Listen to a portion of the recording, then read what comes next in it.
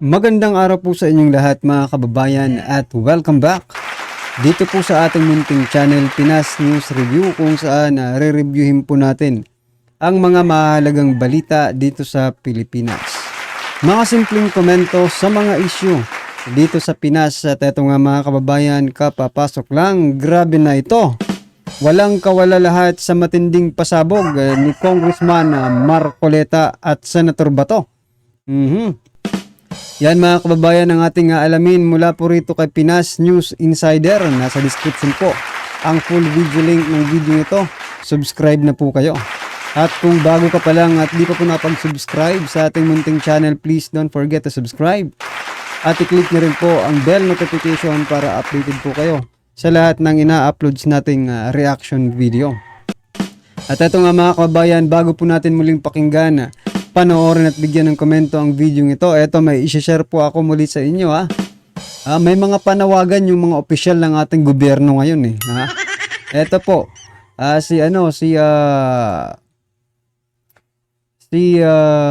Secretary Abalos, DILG Secretary Abalos, may panawagan po sa ating mga kabataan, no? At ito namang si Senator Ressa Hontiveros ay may panawagan rin ha. Diyan sa ating PNP Chief Marbel, mga kababayan. At eto, no, i-share ko lang din itong next video, no. Bigyan po natin ng reaction itong ginagawa ng police ba ito or ano ito sila, diyan sa KOJC compound, mga kababayan. Bigyan lang po natin ng reaction. Maya-maya, ano. At yung last nating bibigyan ng reaction, mga kababayan, ito po. Si Secretary Boying Remulla. Nako. Ano ba itong caption na ito ha? Pero anyway, magpa-file daw ng kaso ha? Ang DOJ dyan sa judge na nag-issue ng TPO.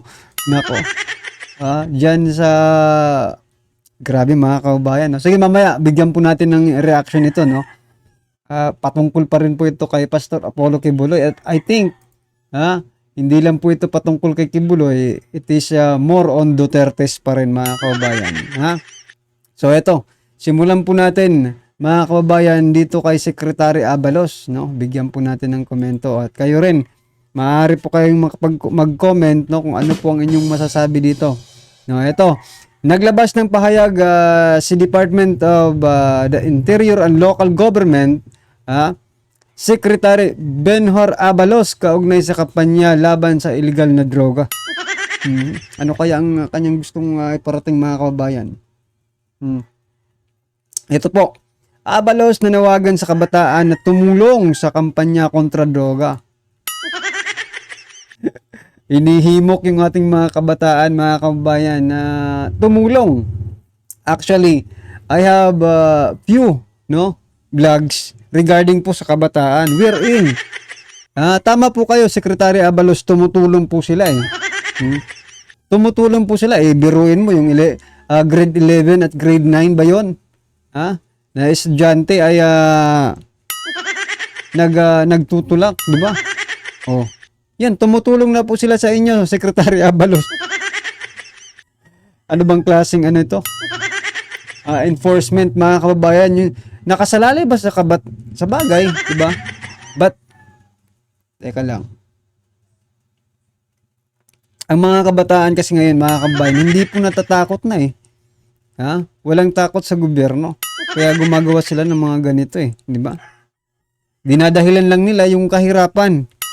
Marami namang may kabataang naghihirap pero, di ba? Meron pa rin hindi pumapasok sa ganyan. Ibig sabihin, optional mga kabayan, no? Nagawin nila ito. Biruin mo sa school pa ginagawa. Ibig sabihin, yung mga customer niya, mga estudyante rin.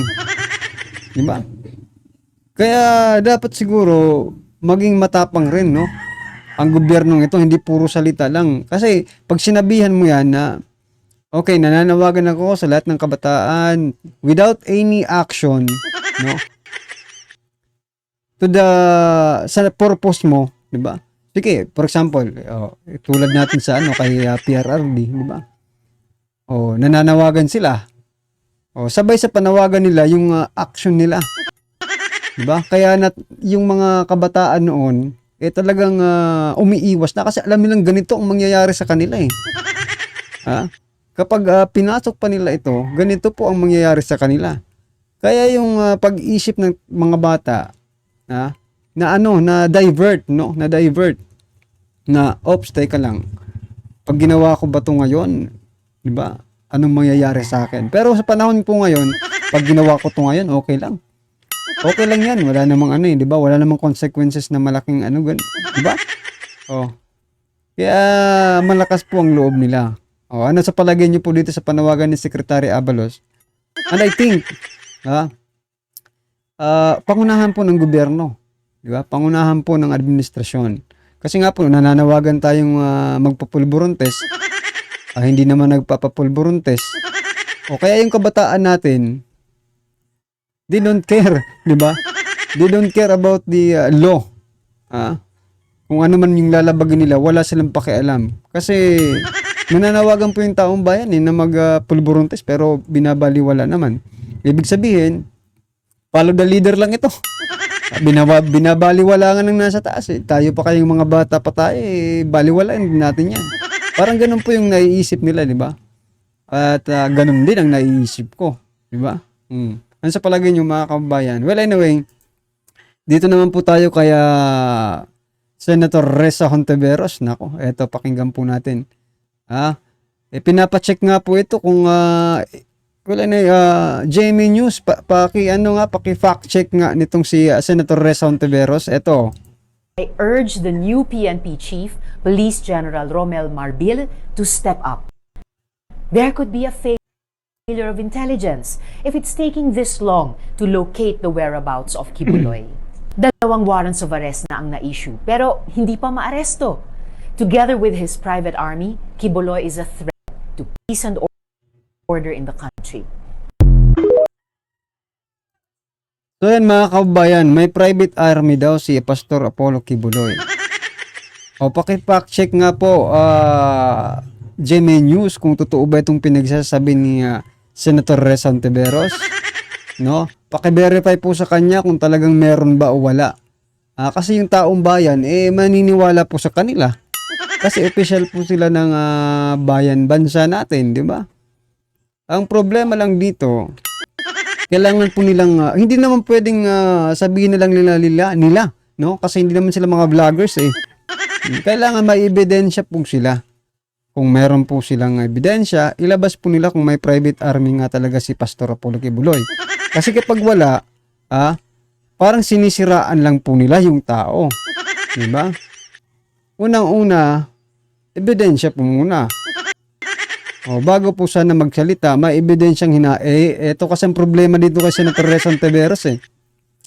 Even in the Senate, di ba, sa mga investigasyon na lang ginagawa, nauuna pang husgahan yung akusado kaysa sa magpakita ng ebidensya. Di ba? Yan, mahirap din eh. Mahirap pong Kaya kayo, wag po tayong masyadong maniniwala sa kung ano mang sasabihin kagat walang ebidensya. Tama po ba o mali? Yan mga kababayan. Kayo lang pong bahala dito kay Senator Ressa Hontiveros. Ito. Ito yung gusto kong i-share sa inyo mga kababayan.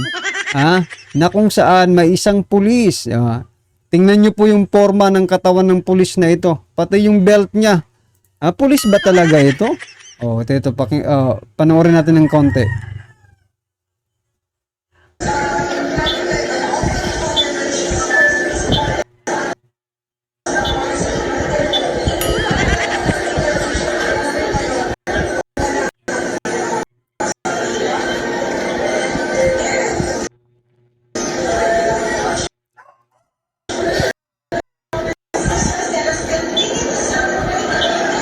So yan mga kabayan, what do you think? Tanong lang din tayo ng tanong kasi hindi rin naman natin alam eh. Pero etong tiyan na ito, pulis ba talaga ito? Etong belt na ito, pampulis ba yan? Yan ang po ang naobserbahan ko. Baka hindi po siyang pulis. Ang tanong, bakit nila pinagsuot ng isang pulis? Or pinagsuot ng uniforme ng pulis? Kung ito ay, question mark pa rin to. Huwag po kayong maniwala sa akin. Oh, yan pong sinasabi ko. Wag po kayong maniwala sa akin kasi hindi to verified. But, kung titingnan mo, 'di ba? Sa forma ng katawang ito, at sa belt niya, parang may mali. 'Di ba? Parang may mali po dito. Well, anyway, ito ay public opinion lamang po, mga sir, ma'am. We don't have any evidence that this man is not a police. But kung sa mata natin pagbabasihan, no, makakakita ka talaga ng irregularity sa kanya, di ba? This person, nito naka-blue, mga kababayan, okay? At ito na nga, nako, nabuhay. DOJ file case versus Davao City judge who issued TPO during PNP's search for Kibuloy. Yan, mga kababayan. See how they manipulate the justice in the country. Di ba? Paano nating hindi masasabing ano ba? Sa bagay, hawak nila ang DOJ. Pero kung tama naman po yung ginawa ng judge, bakit po ninyo kailangan kasuhan? Di ba? So meaning, mali po yung ginawa ng judge. Ano sa palagay niyo, mga kababayan? Is this a pag-atake na naman ito sa hustisya ng ating bansa? Or namamanipulate na ba ngayon ng justice natin? Base po sa mga nangyayaring ito, biruin mo, kakasuhan di ba? Akala ko nga nung yan na nga mga kababayan, no? Tama po yung may nag-comment Tama po yung sinasabi niya, baka matanggal yung judge na yan dyan sa sa Davao. Baka matanggal. Ito na nga, kinakasuhan ng mga kababayan. Ako, yari naman, kawawa naman itong judge kung sinusunod niya lang naman, no? Yung kanyang tungkuling bilang isang judge na mag-issue ng TPO, no? Wala tayong magagawa. Sila po ang batas ngayon. Kaya wala po tayong magagawa kundi ang sumunod na lang po, mga kababayan, no? Hirap din Hirap din ang sitwasyon ng KOJC, no? Mapaligal. Idaan nila sa legality, no? Wala talaga. Hinaharang po hinaharang. Anyway, ano pong inyong masasabi dyan dito sa ginagawa ni DOJ Secretary Boying Rimulya?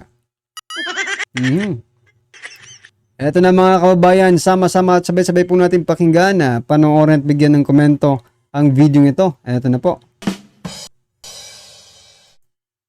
Ito ang balita ngayon, trending at pinag-uusapan ngayon sa mundo ng social media. Ang di umano'y balita matapos ang isinagawang tila masalimuot na paglusob at pinasok ng Philippine National Police ang compound ng Kingdom of Jesus Christ para hanapin at kubkubin ang nasabing 30 hectares property na pagmamayari di umano ni Pastor Apollo Kibuloy at ang tila hindi pagsunod ng PNP matapos naglabas ng desisyon ang Regional Trial Court ng Davao City. Sa Gift Party List Congressman Rodante Marcoleta, tila binasag na ang katotohanan at nagsalita na at tila matapang na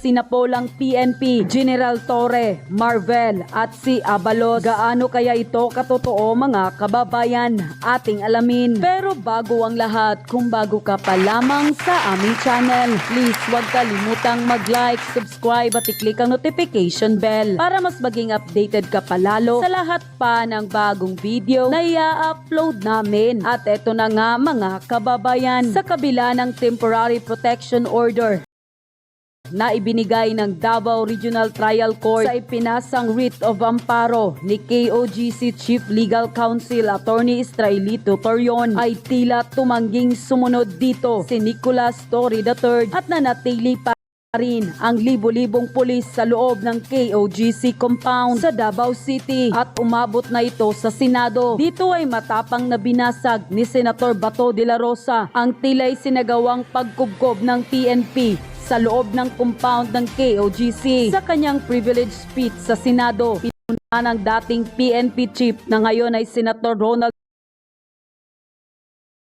Bato de la Rosa ang umano'y excessive force na ginamit ng PNP National Police sa paglusob sa compound ng Kingdom of Jesus Christ sa Davao City. Itong nakaraang long weekend, nagamit ang arrest warrant laban kay Pastor Apollo Kibuloy at sa ilang kasamahan nito. Ayon kay Senator Bato de la Rosa, bilang dating PNP chief ay hindi pa niya na-encounter sa isang operasyon sa pagpapatupad ng warrant of arrest ng mahigit sa 2,000 pulis. Ikinumpara pa ito ni Senator Bato de la Rosa sa pagpapatupad ng warrant of arrest noon ng PNP kay most wanted Solkifli Binhir alias Marwan sa Mama Sapano, Maguindanao na may patong sa ulo na $5 million kung saan 44 SAP troopers lamang ang idineploy para ipatupad ang warrant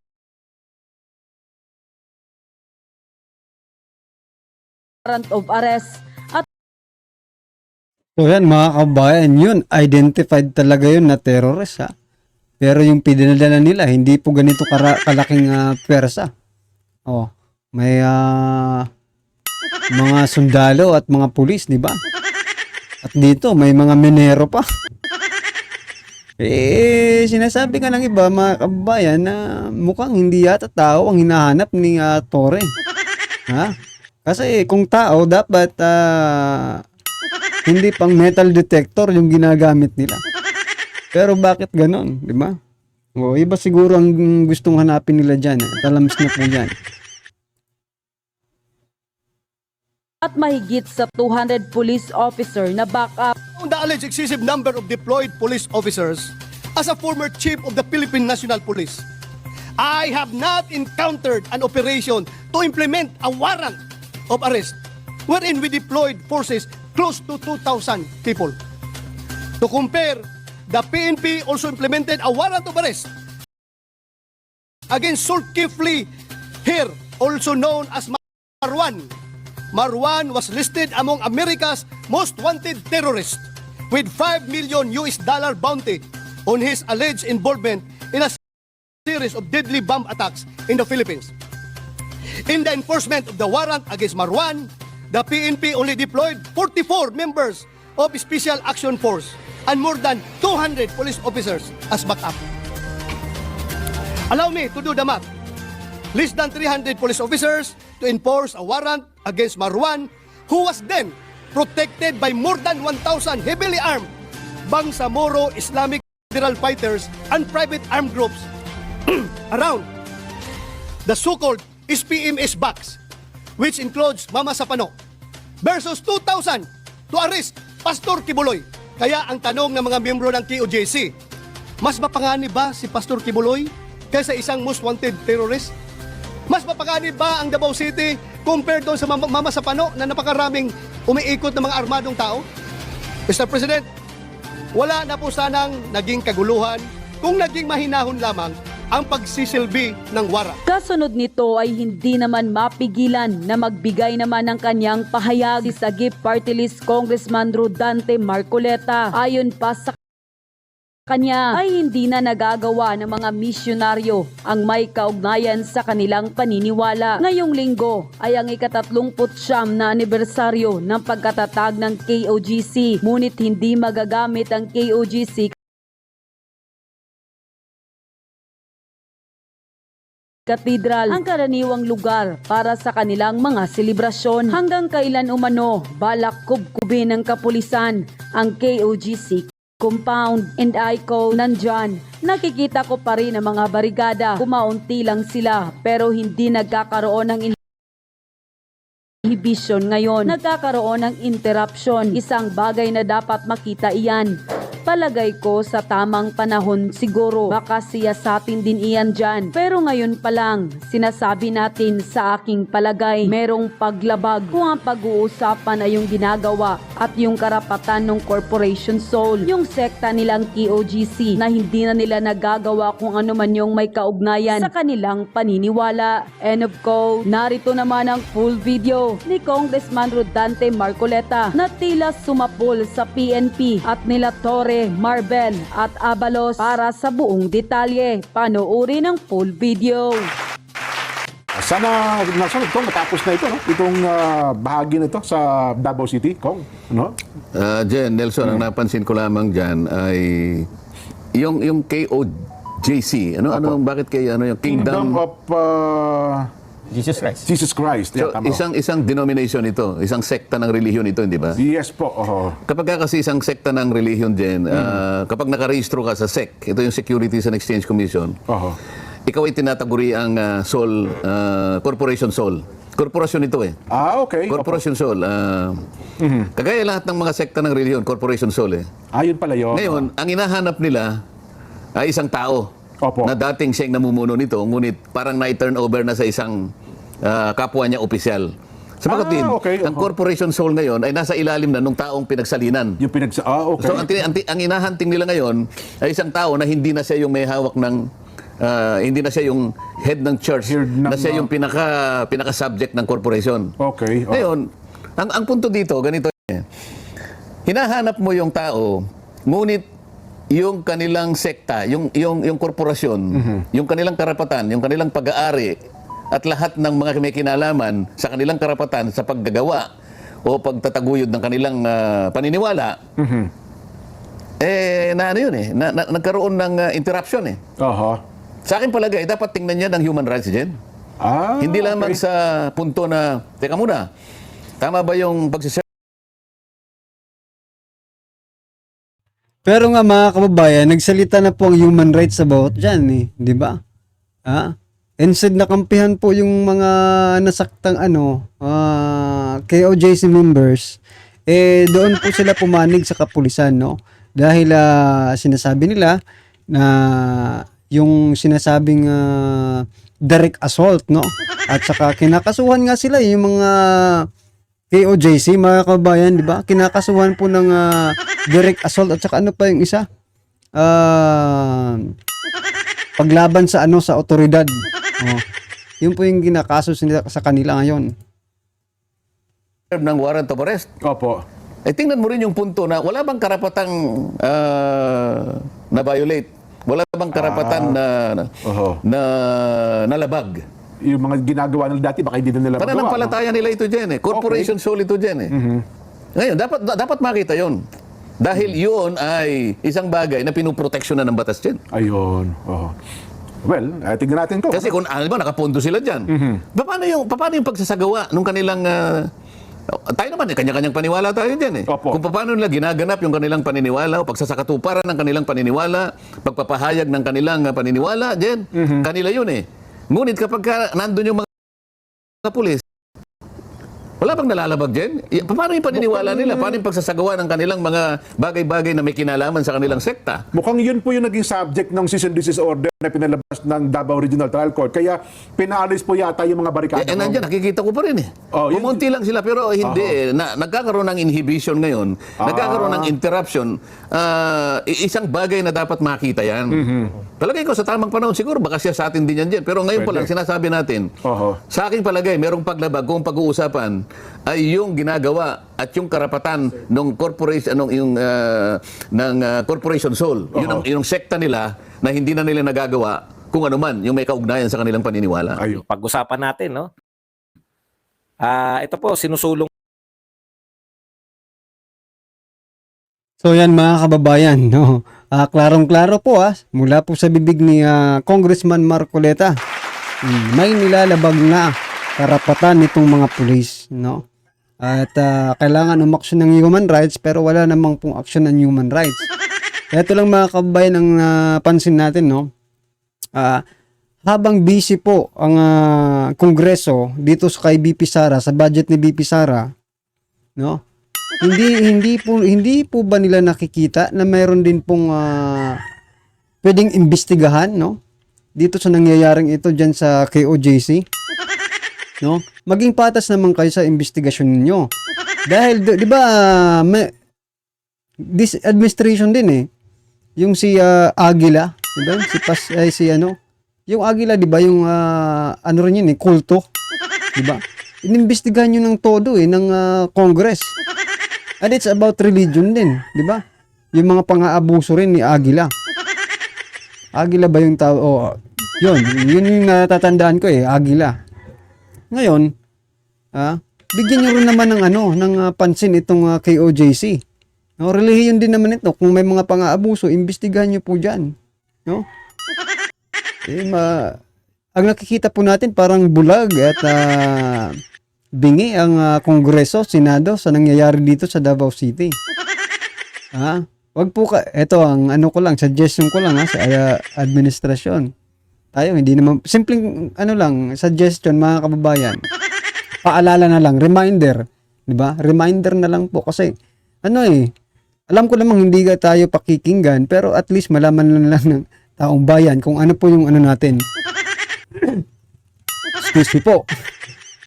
Yung ating opinion about dito. Wag po kayong pakakampante sa mga ginagawa nyo ngayon sa Davao City.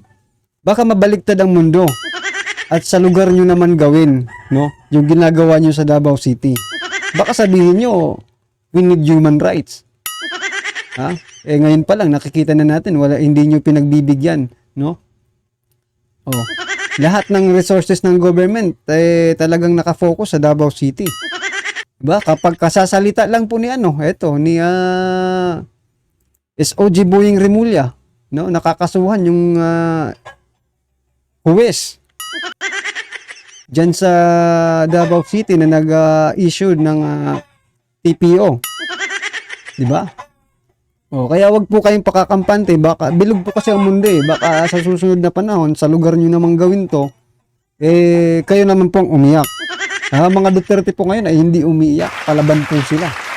Palaban po sila mga kababayan. Yan lang po ang masasabi natin, right? Well, anyway, ano man po ang inyong opinion, reaction, or kritisismo sa video nito, i-comment lang po sa baba para at least alam po natin mga kababayan ang inyong pong opinion patungkol dito, right? Maraming salamat po.